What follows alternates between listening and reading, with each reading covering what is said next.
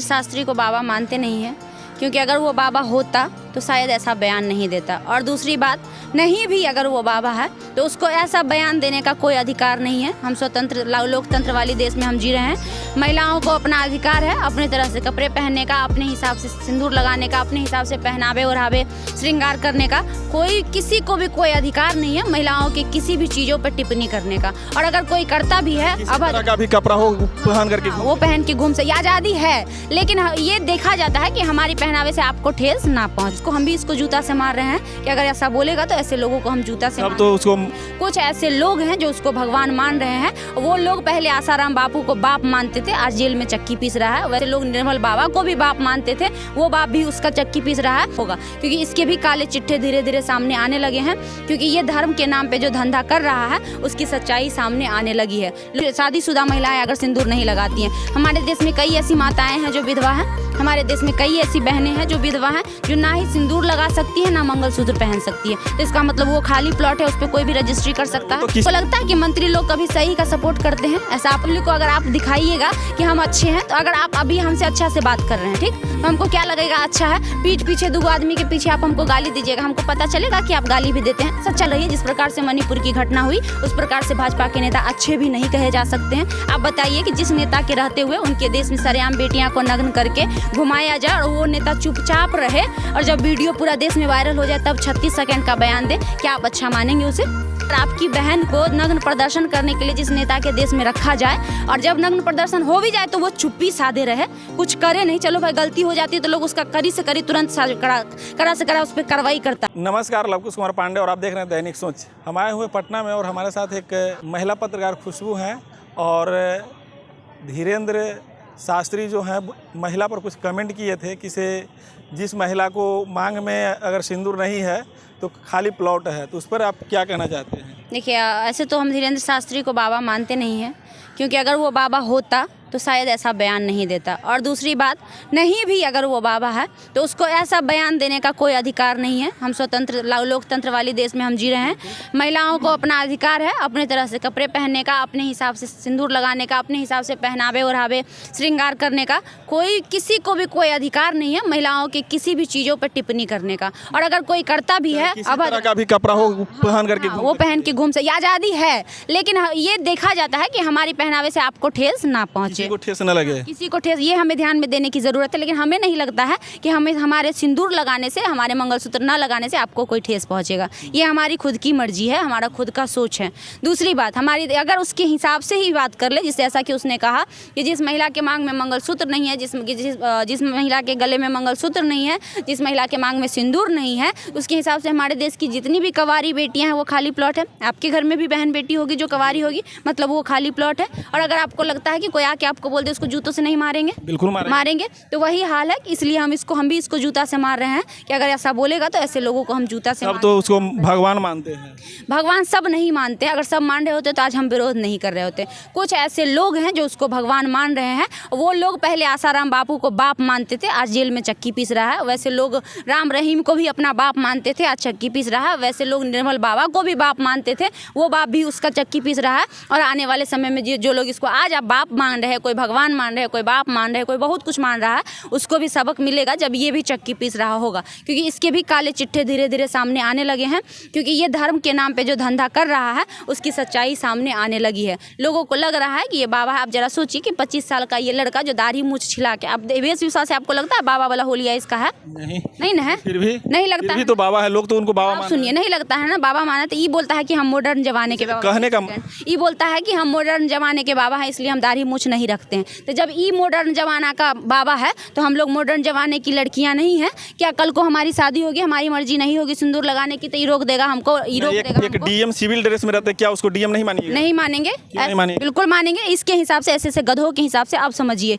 ये बोलता है कि चलिए उस बात पे भी बात कर लेते हैं। ये बोलता है कि जो शादीशुदा महिलाएं अगर सिंदूर नहीं लगाती हैं, हमारे देश में कई ऐसी माताएं हैं जो विधवा हैं, हमारे देश में कई ऐसी बहनें हैं जो विधवा हैं, जो ना ही सिंदूर लगा सकती हैं ना मंगलसूत्र पहन सकती है। तो इसका मतलब वो खाली प्लॉट है, उस पर कोई भी रजिस्ट्री कर सकता है। तो किसी न किसी को तो माँ हो चुकी है ना। वही तो बोल रहे हैं, विधवा है तो माँ है ना, लेकिन इसके हिसाब से कि जो सिंदूर नहीं लगाता है और जो मंगलसूत्र नहीं पहनता, तो अब विधवा महिलाएं हमारी इसके पति होने के बाद सिंदूर नहीं लगाता तो बोले हैं। ऐसा मेंशन नहीं किया है उन्होंने, मेरे पास उसका बयान है। मेरे लोगों का तो यही कहना है ना। लोगों का इसलिए कहना है कि लोग तर्क देकर, जो लोग किसी को सही मानते हैं ना, तो उसको सही करने के लिए कुछ भी तर्क दे देते हैं। सही है तो ना, लोग मंत्री संतरी सब उनका नहीं, ड्राइवर तक। आपको लगता है कि मंत्री लोग कभी सही का सपोर्ट करते हैं? ऐसा आपको लगता है? अगर आपको लगता है तो आप गलत फहमी में हैं। आप पूछिए कैसे हम बोल रहे हैं, तो आज तक देख, मंत्री कौन बनाया है? मंत्री कौन? पब्लिक ही बनाती है, लेकिन पब्लिक पूरा गलती है। पब्लिक का गलती है। पब्लिक पूरा गलती है। अच्छा, पब्लिक को जो आप दिखाइएगा वही ना दिखेगा। पब्लिक क्या सच्चाई क्या? पब्लिक का गलती है, लेकिन मंत्री अगर गलत का सपोर्ट कर रहा है तो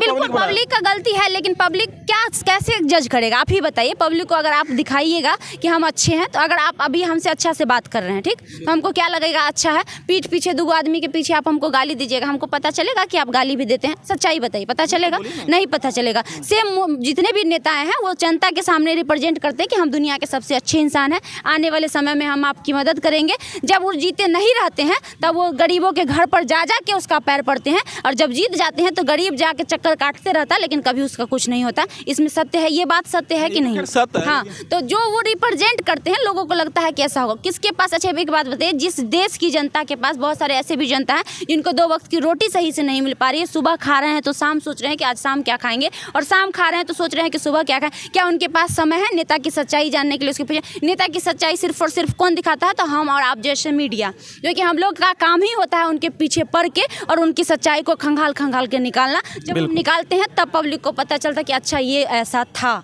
ऐसा पता चलता है। तो जब पता चलता है तो आगे चल के वो बदलाव करने की कोशिश करती है, लेकिन जब गलती हो जाता है तो सिर्फ पछतावा मिलता है।